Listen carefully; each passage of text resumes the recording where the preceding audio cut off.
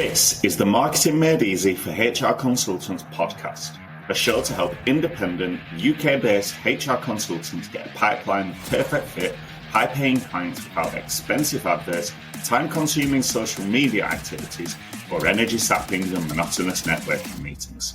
I'm your host, Nick Paninsky, author of How to Land Your Dream Client, a book which explains everything you need to know to get every sale and client you ever want. And if that sounds interesting, then make sure to grab your copy from the influential consultant website today. That being said, let's get into today's show. Hello there, and welcome back to another episode of Marketing Made Easy for HR Consultants with me, Nick Paninsky. Today, we are very lucky. We are joined by Sara McCracken, who is an award-winning PR and communications specialist with over 20 years of experience of developing strategies that affect change. Thank you for joining us today, Sara. Thank you for having me, Nick. I am so pleased to be here. Excellent. Yeah, no problem. It's good to finally get you on the show, because obviously we've been messaging a little bit since Atomic On to get you onto the show. And here you are. Yes, that was my first time at Atomicon this year. Yeah, me too. And I'm really looking forward to going back next year. So hopefully we'll be able to meet in person. Yeah. And some of your listeners will be there, and we'll just be able to have a lovely big reunion. Yes, it'll be fantastic. It's a really good little conference, eh? Yeah, I mean, just blown away, I think, by the caliber of the speakers. Yes. Particularly loving the people I follow on social media who were there in the room and being able to have those conversations, but also just meeting people I'd never met in real life. A lot of my LinkedIn contacts were there. We were practically chartering a plane from Northern Ireland and Southern Ireland at the minute to get there. So yeah, just brilliant to meet people. Yes, absolutely. My favourite speaker was Jack Ram. Who was your favourite speaker? Oh, I loved, obviously, Davina. Awesome. Teresa Heath Waring was another favourite. I do love her podcast as well. And Simon Squibb, What is Your Dream? He was really engaging as well.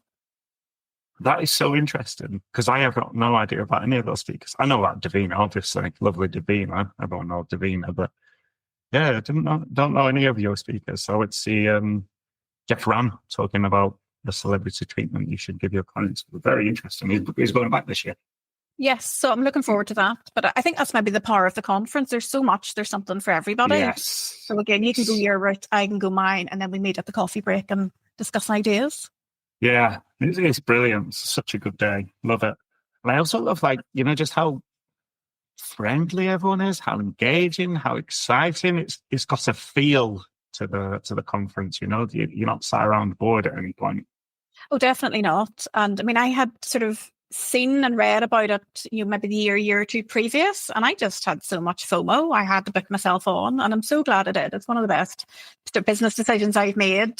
Just to be able to be in a room with that many people and you sharing ideas, just discussing who you've heard, what the speakers are saying. It's just, really encourage everybody to sign up for that for next year. Yeah, 100% with you on that one. But anyway, enough about that. Let's talk PR. So I've obviously released a podcast about this before, but we're going to take that information that I shared previously, we're going to take it to the next level.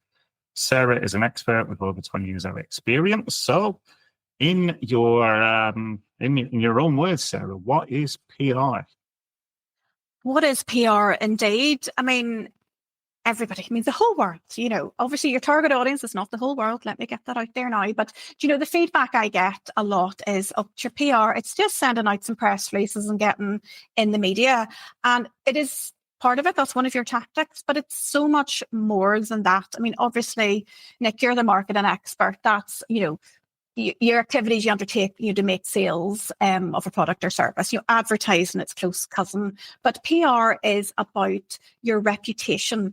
It's about what you do, what you say, and what others say about you. And it's about organically building your profile, your reputation, your credibility.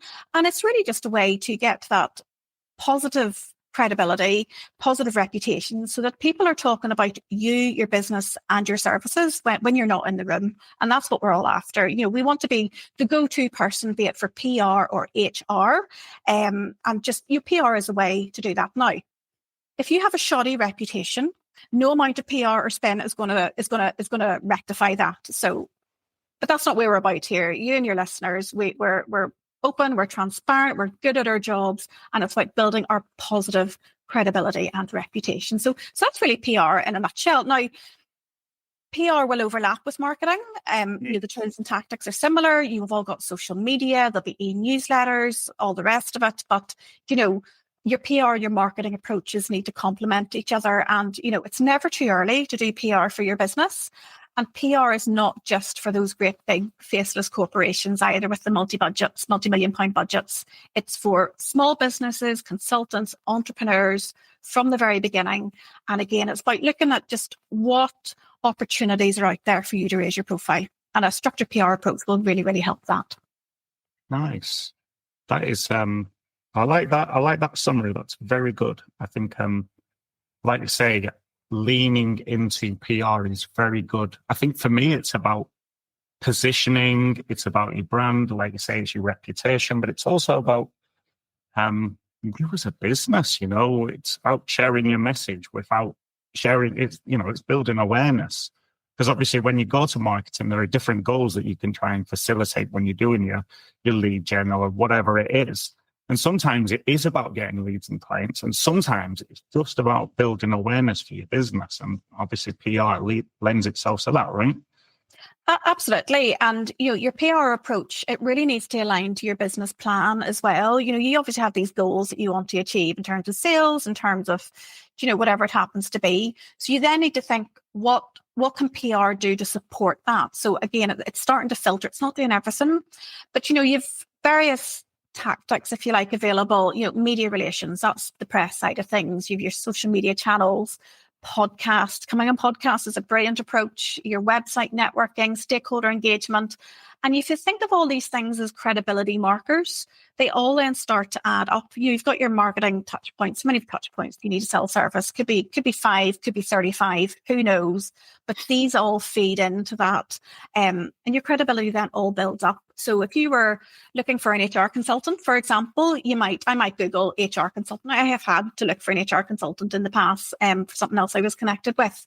So again, we were recommended somebody. I was able to go and research them online to see what they had done before. And that all then starts to come up on the internet. And you can then start to make a judgment on them. So think wider than just getting in the press, although that is really important. And I'm happy to talk anybody through that. But think of those other opportunities as well. That will just create that positive perception about you, your business, your product, your service, whatever it happens to be.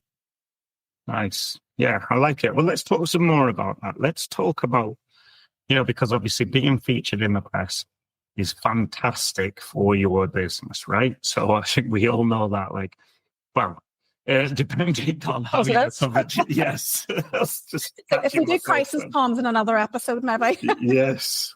We don't want to be in bad press, but good press, right? And I was just about to say, the good press publications, for me, I wouldn't want to be covered in certain newspapers, for example.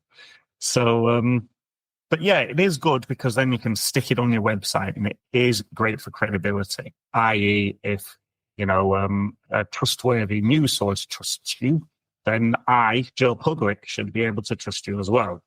So let's build on that, Sarah. Why is PR so important? Would I be able to trouble you for 5 reasons? 5 reasons why PR is so important. Well, I'm putting you on the spot. You are putting me on the spot. I know, because we prepared our questions. We said, why is it important? But I thought, let's. I love a list. Yeah. Oh, I love a list too. It's about becoming known. You count these, by the way. So becoming known. How will you tell your story and position your business? That's really important for PR as well. And again, number 2, that's then about, as I've already said, aligning it with your business planning and your business goals. So yes. Hold on, you're doing the count for me. That's good. So doing the count, business plan, business goals. How will you then align your PR to that and become better known? So, telling your story, positioning your business, talk about your background, clients you've helped, all the rest of it. Important within that is identifying your target audience. So who's your ideal customer? Who do you want to talk to? Is it an investor, for example? Is it an actual client? You need to think through who your target audience actually is and then build relationships with those people, build the trust with them. So that could be through what we've already talked about, coming to speak on a podcast or being in the local paper or maybe speaking at a local business network event, whatever's appropriate for you. And again, it's really then about having your customers hear about you on TV or on the radio and not your rival, because everybody's sort of sitting back waiting for the PR to happen to them, but you have to be quite proactive in going out after it as well. And there's things we can talk about connected with that as well. How to pitch, how to write press releases, how to make sure you can cut through the noise in the journalist's inbox from there. So those things will, they'll help you expand your reach, help you increase your visibility, and your reputation, and ultimately it will lead to sales. It's not as direct as marketing, perhaps, where you've got your click-through rates. But again, it's that wider reputational piece as well. And you touched there on, I've lost count, by the way, on how many things I've done, but you touched there about the good press and the bad press. Oh, good. It's not so much I don't want to be in this paper, it's I don't want this type of story about me, potentially, because a lot of different papers have quite big readerships or quite big online audiences at the minute. So it's thinking through how can you constructively and positively put forward your story. It could be as simple as maybe doing 10 tips every HR consultant needs to think about in an appropriate magazine, or obviously you're faced with more of a crisis situation or a negative reputation situation, we would take a different approach to that. So yeah, it really just depends. But yeah, set your plan, set your PR plan around your business plan, set your PR plan around that, identify your audience, build relationships with them, and then proactively go out and seek the coverage that you would like. No, I like that. I think it's very key as well, is what you're talking about there, is when you're saying it should be part of your strategy, your wider goals. Like, for some people listening along to this, PR is not the right way for them. It isn't for everyone. There are so many different ways that you can go about marketing your business, sharing yourself, positioning yourself. PR might not necessarily be the way forward for you, and there's nothing wrong with that. But if it is part of your overall goal to, I don't know, become the number one HR consultant for local garages in the UK, for example, then PR is probably very important to you, because if that's one of your lofty goals, then how do you become number one? You need to spread your message, and PR is very effective at that, right? Absolutely. Yeah. I mean, just think reputation first and foremost, and then everything that you're doing in and around that. So even from what are you posting in social media, that has a potential impact on your reputation. If you were, say, consulting as an HR consultant, working maybe with a larger organization, I'd be going and asking, what's your social media policy for staff? How is that impacting on the reputation of the business? If you're working with a charity, is what they're putting out politically neutral? So these are all sort of things that you could be asking as an HR consultant going into an organization to work with. And again, it all links back to your PR, that public perception of you and your reputation and credibility. Nice. I like it. So I think let's go to the big question, Sarah. Here we go. How can winning awards help you in your overall PR strategy? That is an excellent question. Wow. Thank you. I am really proud to say that I am an award-winning PR practitioner. I mean, it took 20-something years to get one. And again, it's back to your overall PR approach. You can't just send out a press release today and hope that it's going to land. You need that ongoing, sustained relationship building with the media, with journalists, with your PR planning. And awards are a tactic, if you like, of PR. So you've set what it is you want to achieve through PR and communications. You might think, yep, I think entering some local awards or UK-wide award, whatever they happen to be, would be really effective in doing that. And they do provide that really good opportunity for raising your profile, for showcasing what it is you do and showcasing how successful you have been. So that when you're asked further down the line of what have you done, it said, well, I have won X, Y, and Z awards for HR consulting or whatever it happens to be. And that then adds to your credibility. So they do have a role to play in terms of your PR approach. I agree. And I think winning awards is definitely super important. If you've got that desire to have your brand awareness out there, to have people recognizing you. If you want to be the number one HR consultant for local garages, PR, winning awards, those are super important to you. So, yeah, it's definitely something to consider. So let me ask you the next question. There are loads of awards out there that people can nominate themselves for, that they can win. I see it on LinkedIn all the time. Someone won Business Person of the Year, and you're like, oh, Business Person of the Year, and you lean forward in your seat, and then you sit back because it's, their local, I don't know, the street that they live on has nominated them and they've won, and the only other competition was Pop McCap. So, Very cynical. what is a good? What are the marker points of a good award to it?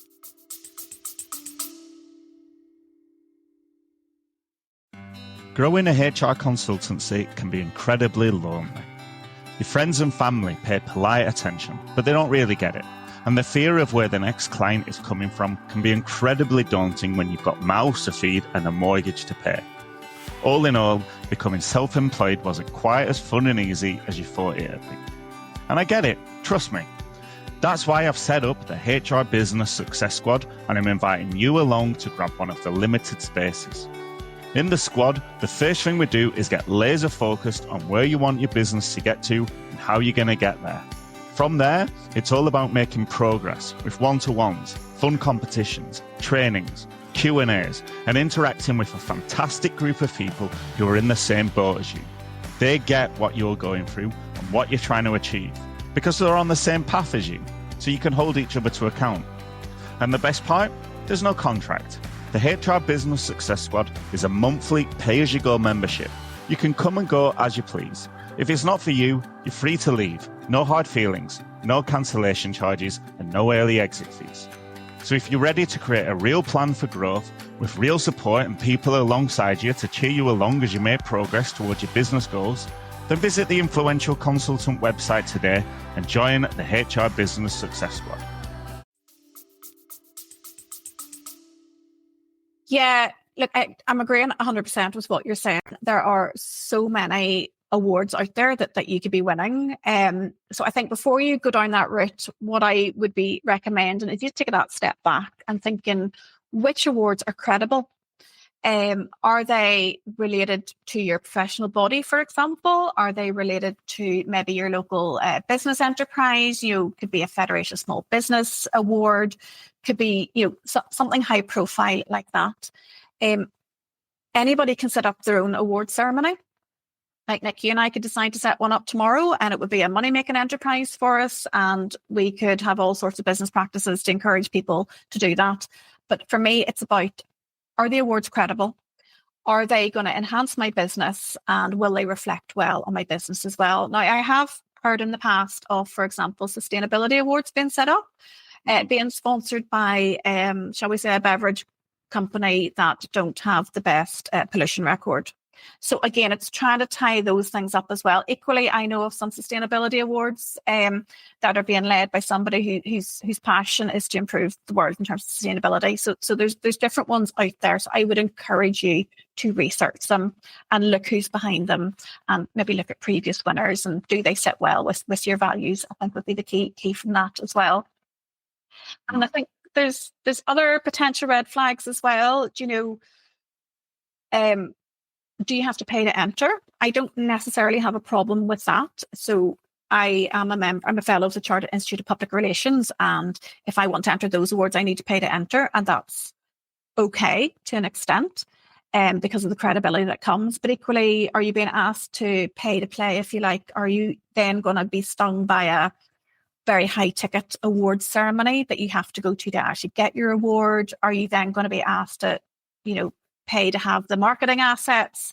There's a lot of red flags within there as well. So I think you need to consider, again, that reputational piece in terms of who's organising the awards, what you're going to get out of it, how legit are they? Should we say there as well? So again, different things for different people. But yeah.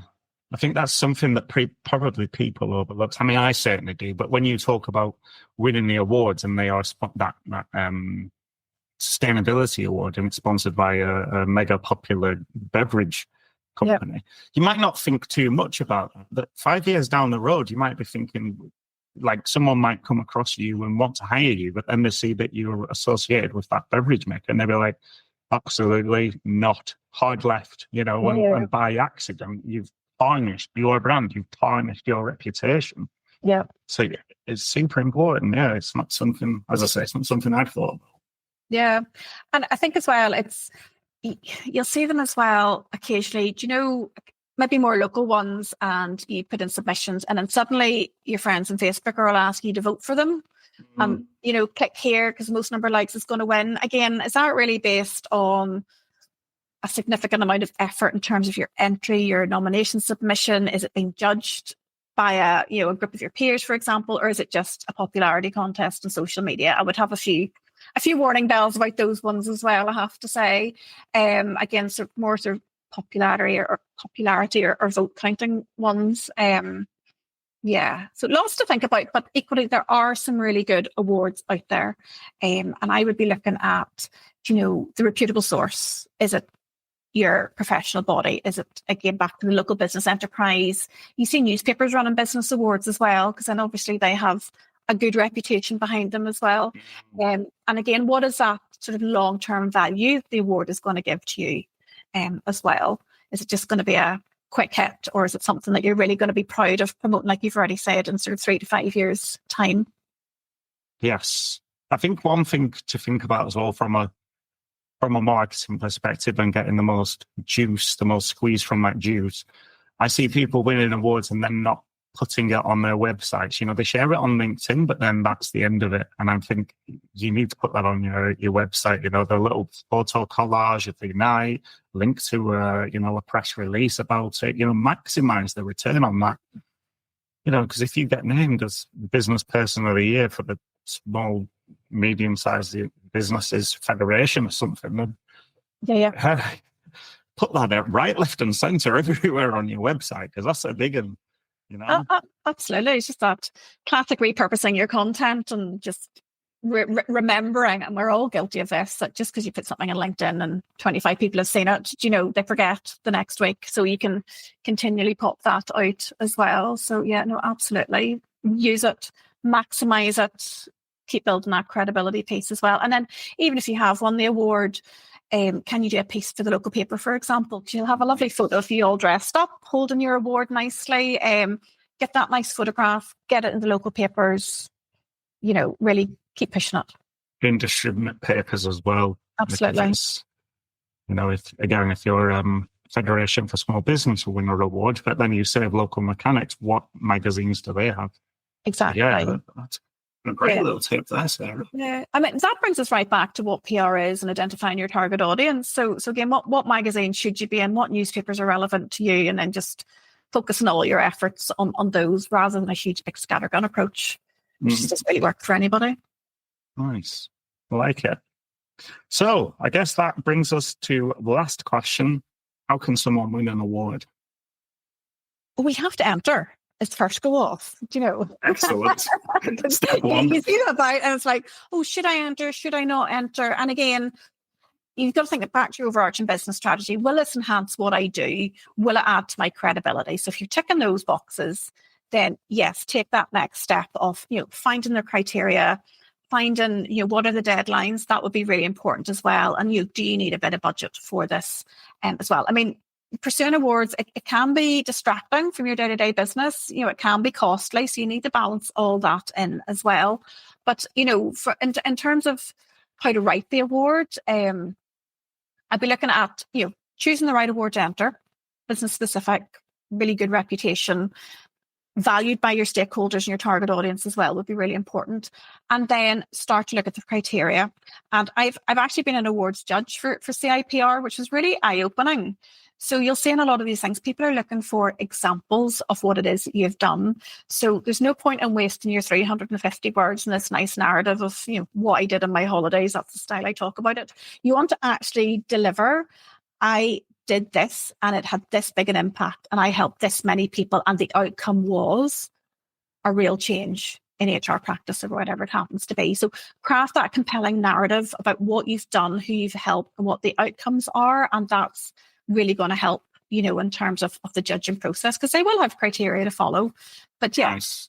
Has your business solved a problem? Demonstrate the value of your work. Don't just write lots of words for the sake of it.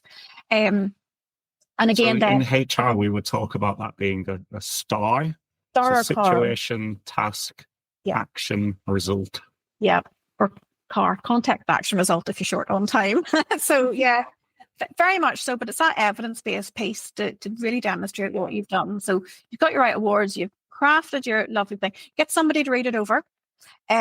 Check for typos, check for spelling, make sure you've met the criteria and have included all the information that you need. There are consultants out there who can help write awards if you think you did need a bit of help. But equally, I think it's just having the confidence to do it, because your business is really, really good and you have every right to be entering these awards. So just make the submission and then sit back and wait for the call to see that you've been shortlisted. And again, going forward, you can start to talk about that you're a finalist in this award, even before you get to the actual award ceremony. So being a finalist is, can be as important as being the ultimate winner, because you then have those opportunities as well to raise your profile that, I'm a finalist and who's going to the award ceremony and shall we meet up beforehand? So again, back to that networking, that peer recognition as well. Clever. I like it. Fair enough. Well, that brings us nicely on to the end of the episode, Sarah. So where would someone reach you if they want help with their PR, with their overall positioning, with their entry to award ceremonies? Oh, I spend an awful lot of time over on LinkedIn. So you will find me there. It's Sara McCracken. That's SARAMCCRICKEN. So you'll find me there. I have a website, which is www.theprclub.co.uk. And I will have a download available for your listeners. It'll be 5 tips to do with PR, and I will get you the link for that and pop that into the show notes later on, if that's okay as well. But I'm just going to say, I have set up the PR Club to help small businesses raise their profiles through PR consultancy and training. And it's what I absolutely love doing. So I'm always open to a DM. Any question, I'm happy to organise it. And I do run some webinars on a regular basis as well, where people can come and ask me anything. So keep an eye out for those. I might well pop along. Excellent. You'd be very welcome. Excellent. Love it. Okay. Well, thank you for coming along and sharing all that wonderful information there, Sarah. That's, really insightful, really interesting stuff. Thank you for having me. And I'm sure we'll talk before AtomicCon, but we'll definitely see everybody there next year. Yes, can't wait. Well, hopefully for those listening along at home, that was an interesting episode. For me, that was really interesting and insightful. Loved it. Either way, as ever, get marketing, because without marketing, there's no sales. And without sales, there's no business. So get marketing. Hey there, and thanks for listening to the Marketing Made Easy for HR Consultants podcast. If you've enjoyed the show, then please consider taking a minute to help us grow by sharing the episode with a friend or colleague, or by leaving a positive review on podchaser.com. And make sure to hit subscribe so you don't miss out on any of the upcoming episodes if you haven't done so already. I've been your host, Nick Brinsky, and if you've got any questions or you want to know more about today's topic, then feel free to reach out to me on LinkedIn. I'd be delighted to hear from you. See you next time.